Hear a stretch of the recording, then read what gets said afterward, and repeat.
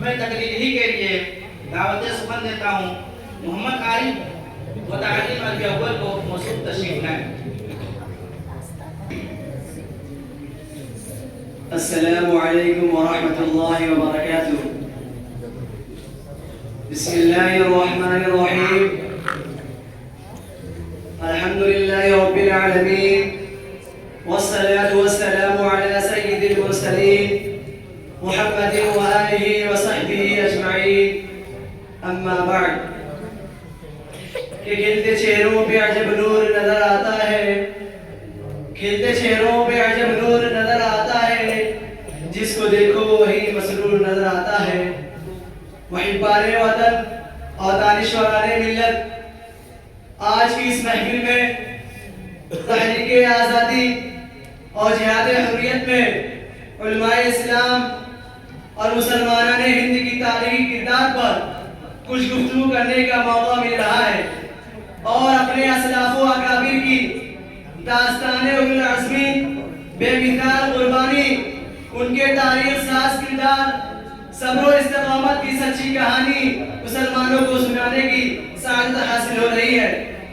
جی ہاں، وہی علماء حق و مجاہدین، سب شکن مردان کارزار، قائدین بے لوت کے سرخ لہو کے پاکیزہ قطرات سے جہاد آزادی کا آغاز ہوتا ہے، جن کے ذکر جمیل کے بغیر تاریخ آزادی ناقص اور نامکمل ہے۔ لیکن آزاد ہندوستان کے متعصب صحافت فرقہ پرست قیادت نے ہندوستان کے حقیقی چہروں اور اصلی ثبوتوں کو جان بوجھ کے نظر انداز کیا ہے۔ ان کے روشن کارناموں پر جانبداری اور تعصب کی سیاہی پھیرنے کی ناپاک کوشش کی ہے۔ یہ سلسلہ ہنوز جاری ہے، بلکہ آج جبکہ میں آپ سے محو کلام ہوں، ہندوستان پر ایسی پارٹی حکمراں ہے جس کے خمیر میں ہی مسلمانوں کی کردار کشی، علماء اسلام اور عربی مدارس سے بغض و عداوت اور حقائق سے انکار شامل ہے۔ مفکرین ملت بیضاء، تحریک آزادی اور جہاد حریت کا آغاز 1757 سے شروع ہو کر 1947 پر ختم ہوتا ہے۔ اس 200 سال میں ایک صدی تک آپ کو میدان جہاد میں اگر کوئی نظر آئے گا تو وہ صرف اور صرف مسلمانان ہند ہے۔ جب انگریزوں نے کولکتہ کی سرزمین پر قدم رکھا تھا تو وہ بظاہر تاجر تھے، مگر ان کے دلوں میں ہندوستان پر قبضہ کرنے اور اس سونے کی چڑیا کو اپنے جان میں قید کرنے کی حوث چھپی تھی۔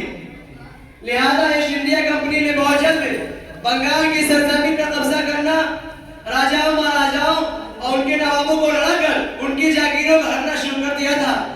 ان کے خطرناک عزائم کو مرشد آباد کے غیبر خوددار نواب سراج الدولہ نے بہت جلد بھاپ لیا، پھر ان کے مقابلے میں آ گیا۔ وطن عزیز کو لٹیروں سے بچانے اور آبر ہند کی حفاظت اور باشندگان وطن کی عزت و حرمت کی نگہبانی کرنی تھی۔ لہذا کئی معاہدوں پر چھوٹی چھوٹی لڑائیوں میں انگریزوں کو شکست سے دوچار کیا۔ آخرکار پلاسی کا میدان جہاد آزادی اور مسلمانوں کا حق الوطنی کا پہلا گواہ بن گیا۔ پلاسی کے میدان میں سراج الدولہ نے انگریزوں کو للکارا تھا۔ وہ کیا جانتا تھا کہ اس کا وزیر میر جعفر پہلا وطن فروش، زمین فروش غدار ہوگا جو انگریزوں سے خفیہ طور پر مل چکا تھا۔ اس غدار وطن نے عین اس وقت غداری کی جب سراج الدولہ فتح کے قریب تھا۔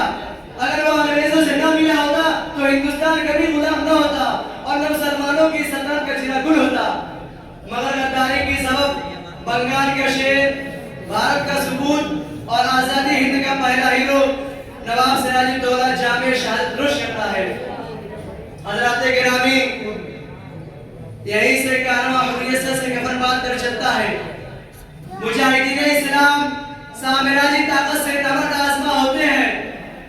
سراج الدولہ کے بعد شیر میسور، ہندوستان کا محافظ، غیرت اسلامی کا پیکر، اپنے وقت کا صلاح الدین ایوبی، سلطان ٹیپو، انگریزوں کا سب سے بڑا دشمن، ہر محاذ رقاص میں انگریزوں کو خاک و خون میں ملانے والا، جب میدان میں اترتا ہے تو انگریزوں کی روح کانپ جاتی ہے اور اس کے خوف سے انگریز بھارت چھوڑنے کا فیصلہ کر لیتے ہیں۔ اس کا اعتراف ایک انگریز جنرل نے خود کیا ہے۔ مگر یہاں بھی زمین فروش موجود تھے۔ میر صادق جو صبح سالار فوج تھا، انگریزوں سے بھی سمجھا، جس کا نتیجہ یہ ہوا کہ 1799 سلطان تیمور سرنگا پٹنم میں بیچیونی سے لڑتے ہوئے جامع شہادت نوش کیا. انہیں چند باتوں پر میں اپنی تقریر کو ختم کرتا ہوں. آخر دعوانا الحمدللہ رب العالمین.